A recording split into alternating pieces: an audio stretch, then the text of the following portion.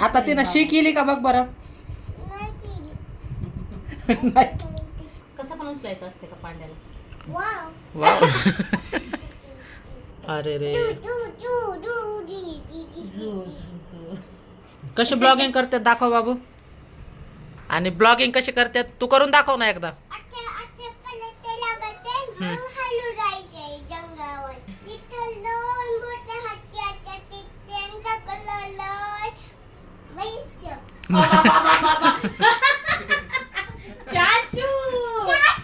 पकडला म्हणा तू.